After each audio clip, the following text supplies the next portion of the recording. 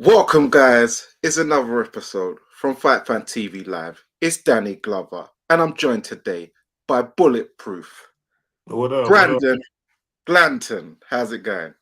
Wonderful, wonderful. How you doing? Yeah, all good, man. I thought you was gonna be in France already, but I see you're down in the hot Atlanta still. Yeah. We were supposed to be out there, but I guess we didn't need to go a whole 10 days early. Okay. So when you planning to be out there? So I head out tomorrow morning. Well, tomorrow evening, sorry. Okay. Oh, yeah, that's cool because it's a Sunday as well, so Yeah. it's not their Saturday fight night; it's a Sunday fight night. So yeah, 7 days. That's cool. Yeah. Yeah. Okay, so I'm gonna let the people know in the UK and Europe know more about you. Talk about your life journey and your career so far. So we like to start at the beginning. Let everybody know sort of where you're from, where you grew up. Yeah. All right. So I'm from Atlanta, Georgia. I grew up in Ellenwood, Georgia. Um, Typical. Grew up playing football and running track and all that, and found my way into boxing. So Okay. Is that east? Is that east side? What yeah, Peachtree? yeah, yeah. East Atlanta, Zone 6. Okay. Yeah, that's the hood part, man. No, I wouldn't say. It has its places. So Yeah. Well, for the most part, Atlanta's a nice place to be fair. So yeah. sure. Yeah. So what was life like growing up out there, in the area and stuff? I mean, my life is pretty good. I mean, obviously, I grew up staying with my mom. Went to my dad's house on the weekend. Football, weightlifting, work. It was good. My mom was a little strict, but I can't complain about anything. I turned out after what I think is great. So as we grew up, obviously had ambitions on playing football, so I went on to do that in high school and college. But like I said, in college, I found boxing. So Okay. So yeah. So what was school life like then? Outside of like the sports and stuff, what was you like academically? that was good. I had great grades. I never really was into school like that, but I had to go to school to play football. So that was the number one thing. So um, I think I had like a B average. So I was doing pretty good. Yeah. Friends, girls, you know how that goes. So Also, you was like the jock, yeah. yeah, a little bit, something like that, something like Oh, that. I hear that. I hear that. You got the muscles and stuff. So So you said you played in school and college. That was you looking to go to like potentially like the NFL, or was you just doing it for fun? Obviously that was the goal. I had scholarship and everything, but once I found boxing, I don't know if I ever really believed I was gonna go to the league. Like, you know how they say whether you say you can do something or you can't do something, either way you're right. I don't think I really ever believed I could do it. Um, Wanted to, sure, but like I told someone else, I didn't have that cookie cutter mold. I'm not 6'5", 300 pounds of pure muscle. You know what I mean? Those guys are different. So I think I may have wanted to on some part of me, but didn't really believe it. So I think that's another reason why boxing was able to just come in and do away with that after so long. Yeah. So what age was it that you first actually entered into the boxing gymnasium, and what was it that made you? Did you used to watch boxing before, or was someone in the family doing it? What made you decide? Oh, I want to go into a boxing gym today. No, actually, boxing was a fluke, man. Like I had no idea. It started off as a bet. Like one of my buddies, he competed. He was an MMA fighter, and he worked with me at Kmart.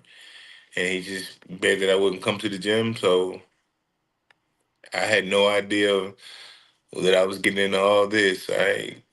Man, is was a complete fluke. I just fell in love with it. The first day in the gym. So I just kept it up and went on to compete in the amateurs and try to make my Olympic journey and WSB and all that, and eventually end up turning pro. And here we are. Okay. So what was the name of the gym that you walked into? Was it the It was Turner Boxing Gym. Was the very first gym that I went to out in Albany, Georgia. Like I said, when I was in school, and then I moved on to Granite City, back in Ellenwood, Georgia, and after that, I went on to Paul Murphy Boxing, and from there, moved around a few more times and turned pro. Okay, so I've got some of my notes here. So I see you had quite a good amateur pedigree. You fought guys like Cam Awesome, Philip Hergovich in WSB in Kazakhstan. You fought in Casablanca in the WSB on the same card with Shakur Stevenson and Gary Antoine Russell. You got to the Golden Gloves quarterfinals. So yeah, you was very experienced. Like, how many amateur bouts did you have in total? I think it's like 44 wins or 9 losses or 7 losses or something like that. So I didn't have a whole lot, but I had a lot of tough fights. Yeah, yeah, because that's the high level to be at. So what was it like being in with like guys like Hergovich? As we see, he's like the what do you call it, the mandatory challenger for the IBF now. Yeah, I mean, shit. Yeah, I had no idea what I was getting into. Like, I went over there uh, when I had 13. That was my 13th. Excuse me. That was my 13th amateur fight. Wow. Yeah, I had no idea. Like, I just knew they were paying me every month to go. I didn't know what it was. They give me a pair of gloves and a gum shield, and I said, "All right, let's do it." Like, Ah, even then, like I had no idea who that was. Um, I was really willing to run it with anybody. So yeah. yeah. So was he using those rabbit punches at the back of the head even back then? Listen, that guy punched me so hard. He blacked my eye through my guard. You know what I mean? Like I said, I had no business. I don't know why the U.S. allowed that, but it's experience. So that it was a great experience. I think that kind of speaks to why I'm not afraid to fight anybody. Just being that I fought everywhere in the amateurs. I sparred everybody. I did everything. It was like, hey, you the baddest man in the land. All right, here I come. So at that time, I was just on a mission to figure out how good I was. Obviously now that fight with Philip would look really different, but um, man, it was a hell of an experience, though. That's for sure. Yeah. But he is the weight above you now, though, to be fair. Remember, he's Well, that was back then. Like I said, uh, I have no problem with these heavyweights now. So, okay. Yeah, fair enough. So then so you went pro. Right now you're 15-2, 15 KOs. So it's safe to say you're a big puncher. well, I'm Um, 18 and two. sorry? I'm 18 and two. Yeah, that's what I said. 18-2 with 15 KOs. Oh, I thought you said 15 and two. No, no, no, no. 18-2. 18 and Um, two. yeah. So you won your first 17 fights. We'll talk about some of them. Like, found an interesting one. In your fifth fight, you fought a guy called Terrell Herndon, and you Mm-hmm. won by DQ. What it doesn't. So what happened in that fight? Why he got disqualified? I was beating that guy to a pulp, and he tried to toss me out of the ring. And he had already done some other flagrant fouls, so the ref he waved it off. Then he DQ'd him. But I regret that to this day. I wish he would just let me go ahead and knock him out. You never know how a man will respond when he's about to get knocked out. These guys try to toss you over the rope. They might jump over the rope. They might leave. They might. You never know how somebody will respond when they don't want to get hurt. So if you go, it's on YouTube. He tried to pick me up and toss me out of the ring because that was a heavyweight bout. So yeah, Yeah. it didn't pan out too well for him. So Okay. Yeah. People, when you watch this, be sure to check that fight out on YouTube. yeah, Um, good. Get you a good deep laugh there. yeah. So you won the WBO Global Cruiserweight belt. Tell us about that fight, man, because that's your first title you won. Yeah, I think that was against Mario Aguilar. and or something Aguilar, and yeah, it was another guy who I don't feel like belonged in the ring with me, but obviously you got to work your way up in boxing. So he brought a lot of experience and some good knockouts to the fight, and he just couldn't do anything in there with me. So Yeah, I hear that.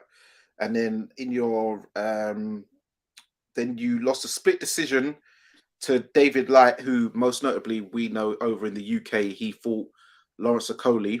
He went the distance with him, but you managed to put him down in the last round. Something Lawrence didn't even do. So yeah, how did you feel that fight went? What went wrong? What do you think you could have done better? um, in that fight, I think I could have not allowed him to smother me so much, but I beat that guy to a pulp.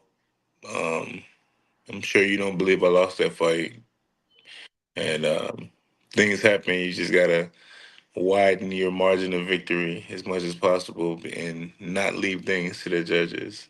So you never know how it'll happen. So what'll happen. So yeah, I think he knows how I'm feeling. He knows what I'm about, and I think the rest of the boxing world does too. Yeah, I hear that. Then you fought in Dubai. Um, you lost a majority decision to Sozlan Asborov. How do you feel that fight went? Do you feel that was a fair decision, or do you think You it know was what? I a feel bad like decision? that fight was a lot closer than the David Light fight. My hats off to Soulsline for dealing with that because he went through a lot that night. I remember hearing him groan and moan in the ring, in pain. So my hat goes off to him for being very tough, having a lot of grit. So, but again, I don't think that's a fight that I lost. I think at worst it was a draw, but you know, again, that's what happens when you leave things to the judges and you don't widen that margin of victory. So I don't blame anybody but myself. Yeah, Um, things happen, and some people see it this way. All the Russia saw it my way. Regardless, on the night, I didn't do enough to have that margin wide enough so you don't cry over spilled milk. You get in there and do better. Don't make excuses. yeah, I hear that. So then you did decide to take matters out of the judges' hands in your next fight, where you got back to winning ways, knocking out Carlos from Manta Romero in the third round. So how did that feel to get back on, back on track? It felt really good. I realized in Dubai how much the David Light decision bothered me because I was talking about David Light before I walked out to go fight Soulsline. So I still wasn't focused. I wasn't mentally there. So it felt good to be back 100% mentally going into the Fermenta fight. And when I heard him speaking, I was just like, all right, we got another body here because he's saying all the wrong things. So I kind of knew he didn't belong there with me. Yeah. So your next fight you've got coming up, we're going into fight week now, is in Deauville, France, versus Bosnian Croatian Emil Markic. Um, we're a bit familiar with him over here. Most people didn't see the Umar Salamov fight. I did, but most people would have saw him fight Callum Johnson on the Queensbury card with Frank Warren, where he rocked um, Callum in the first round, but he got stopped in the second round. What do you know about Emil Markic, and have you watched any of his tapes before? I watched a little bit of him. I saw the Callum Johnson fight and a few fights after that. So um, I think he's a veteran for sure. He's got a ton of fights, a ton of experience. He's been in there with some top guys. Um, I think he's quick. He's quick. I think he's pretty quick. He throws his hands. I think he's definitely coming to fight.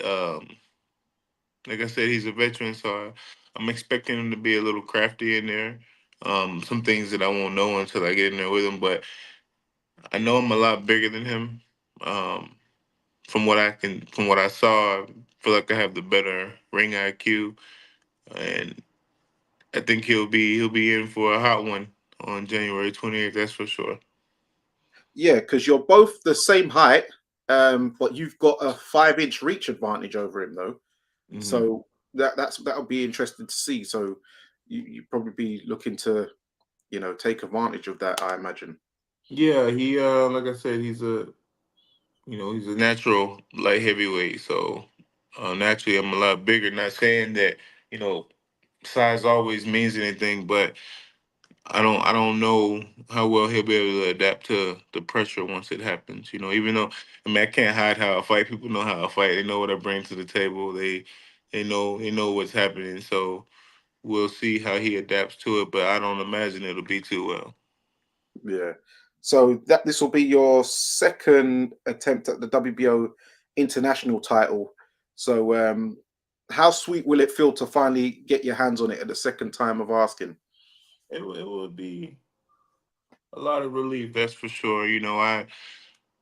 As I mentioned before, I'm a guy that believes if you do what you're supposed to do, you get what you're supposed to get. So um, losing to David Light, it didn't compute. Like it doesn't even math ain't mathing. So I'm gonna do it again. I'm gonna do it for sure this time, and everything will be more devastating. And the David Light fight was pretty bad, so I'm um I'm gonna show up in full effect. That's for sure. Um, I need this. I'm taking this one, and I know what defeat feels like. I know what I went through. I know how the quality of almost quality of life kind of went down with that, and I had to dig my way back, and I'm still digging. So you can bet Emil is gonna be in for the hell of a fight that night. Okay. So this will be your second title for the WBO type of strap. But I know, but you're ranked number 13th in the WBA, Gilberto Mendoza's belt, and also 14th in the WBC. So will this sort of propel you into the top 10, do you feel? And what's your plans for the rest of the year? Yeah, I've been top 10 before, and didn't have this strap, so I'm hoping that it lines me up an opportunity with Billum Smith. Um, like I said, David Light now was a world title eliminator for Lawrence. Challenger. Right, and he before Lawrence got his world title shot. He fought for the international, so I'm kind of hoping that it's a thing here. You win the international, and you go in and fight for the world title. So I can absolutely abuse Billum Smith, and everything can be right. I hear that. Well, he's fighting Richard Riakporhe next, but I imagine you believe you'll get through that. So then you'll be next Yeah, up. So is it always? Have you always wanted to come to the UK to fight? yeah, man. I came to the UK to harass Chamberlain, and it worked out well. So, yeah, man, I love the UK, man. Plus, you guys love cruiserweights. Obviously, I gotta come make a name over there, but I like the people. I like, the places I've been. Manchester was fun. Bournemouth was all right, you know, but met some good people, some good contacts, and everyone was kind. And it's cold over there at night, but other than that, nah, I'm looking forward to coming back to the UK and shining. Okay, so Isaac Chamberlain, yeah, I know him very well. He used to box at the same amateur gym as me when he was younger. The Lynn AC. So shout them out. So what is it you were saying to when you was harassing him? No, you know, t- he's domestic. He won't he doesn't mind fighting guys only in the UK. We can say that. Obviously I'm fighting Emil, so that's where my attention is. But you know, Isaac had a fight, and whatever reason his opponent fell out, he had already trained, he had already, done everything. So I thought it would be good to try to make a fight with him and myself. Since everything was already done, we could fight the catch weight. Um, Ben was all for it, but it didn't come to fruition. So maybe next time. I'm not. I think he took some time off after his last fight because the guy had been training for a while, so I can't blame him for that. But one of these days, we'll focus on Emil for right now. But one of these days, Isaac, knock his Sonic coins out. But nah. Oh my god. So, talking about, you said you met some good people whilst out here. So you've hooked up. You've got a new manager in Napa. Um, so how did that come about? We were in Dubai, and this big black scary guy was just in there. And honestly, I thought the Russians had sent someone to watch me because it was weird because he looked so intense. But no, he was watching and he just happened to know the guy I was sparring, and he took an interest, and he worked with me for a few months, and just kept talking, talking, talking, and finally I went with it, and it's been good ever since. Nova Sports constantly trying to put me in position, so I'm here. Okay. So yeah. So you're going out to Deville. Have you been to France before?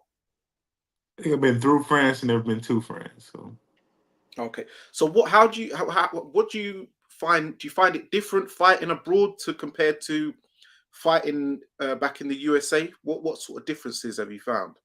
well, Because you fought in every Mexico, you fought in Dubai, you uh, fought. Yeah. Yeah. Tell us about that. everything everything's the same in the square circle, but I feel like there's always a little bit more pressure because these people don't know you, these judges don't know you. These You really have to fight your best, and other than that, it's all the same. Once the bell rings, you have 30 minutes or what have you to make your destiny happen. So other than people knowing you and just having the comforts of fighting at home, it's the same. Um, I think you fight, like I said, you naturally fight with a little bit more intensity just because you know what's at risk. But we're all professionals, so you know what we got to do. Yeah. So also, last question: where did the name Bulletproof come from? Is there a story behind that? So when I was an amateur, one of my old coaches, Sugarbird and Mike Seals, they just kept. I used to take some really bad shots when I was coming up, and just all around tough.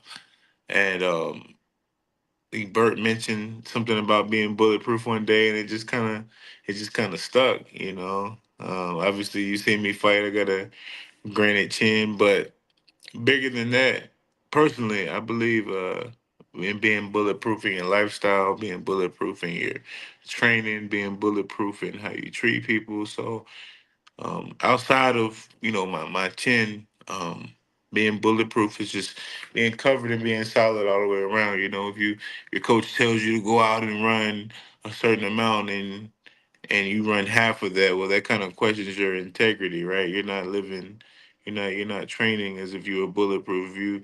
If you know you're supposed to be making a weight limit and you constantly miss weight, you're not being bulletproof. You're not being solid if you mistreat your team and your people.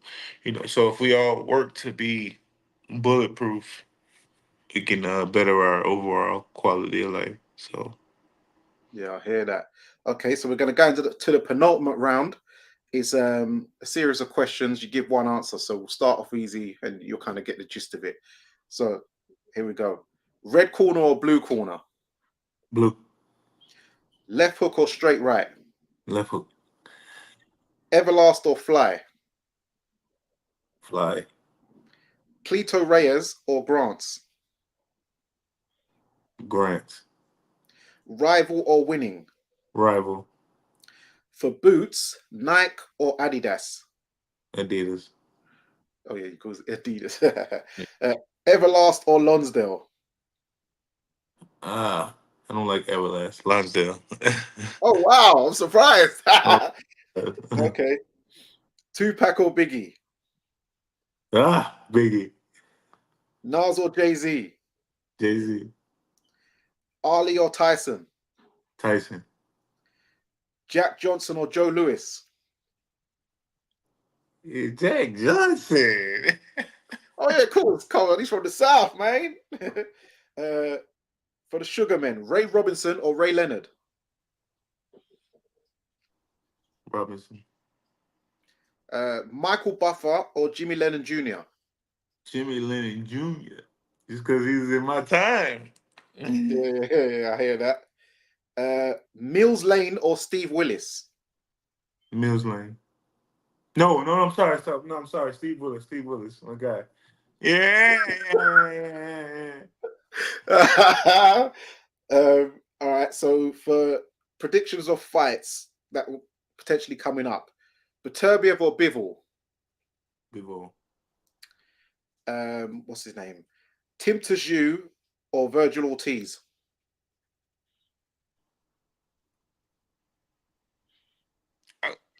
Ortiz. Canelo or David Benavidez? Benavidez. Fury or Usyk?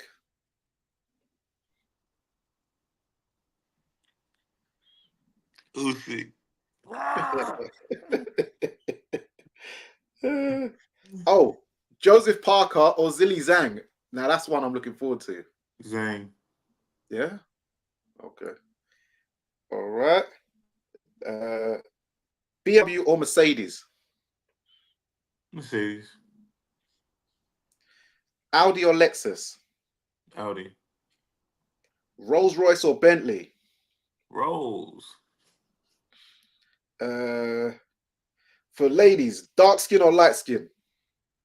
No comment. All right. Slimline or curvy thick? Curvy thick. Yeah. Oh yeah. You're from the A, man. The peach. You feel So, me? Oh, natural or surgery? Natural. Yeah. Good. Hip hop or R&B? R&B. Slow jams or New Jack Swing? Slow jams. House or EDM? House. Okay.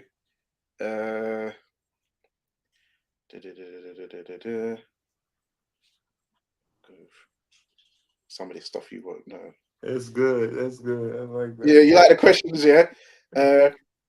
Lucozade Sport or Wow Hydrate? Well hydrate. My landslide. Old Lady Gang or The Breakfast Club? The Breakfast Club.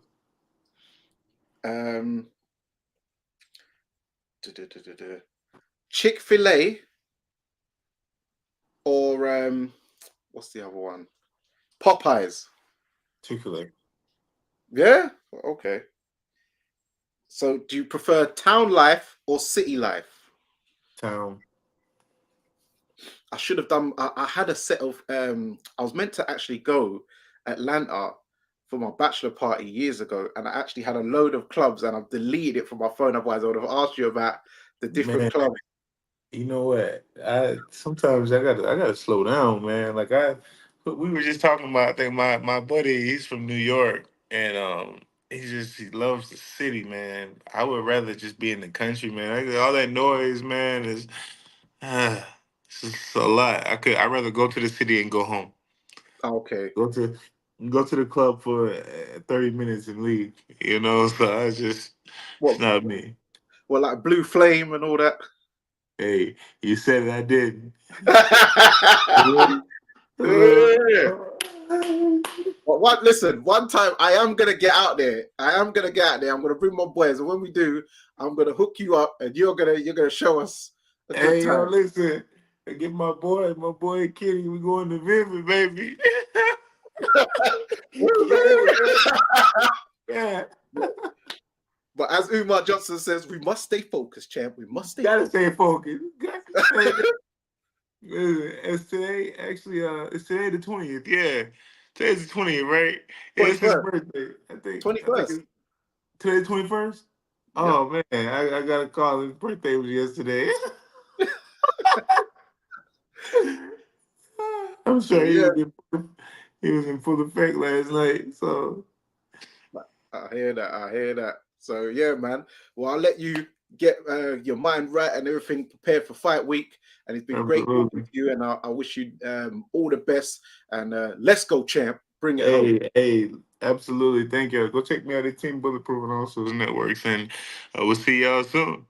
Yeah, tell everyone your handles of where to find you on Instagram and all the rest of it. Yeah, so you can find me on Instagram at Team Bulletproof. TikTok is Team Bulletproof Official, and Twitter is Team Bulletproof with two O's. So check me out. Don't blink. It's gonna be full effect on January 28th. That's for sure. And there you have it. We've got the cruiserweight contender, bulletproof, Brandon Glanton. It's Danny Glover. It's Fight Fan TV. And remember, guys, persistence beats resistance. You know where it is. Ha ha. See y'all soon.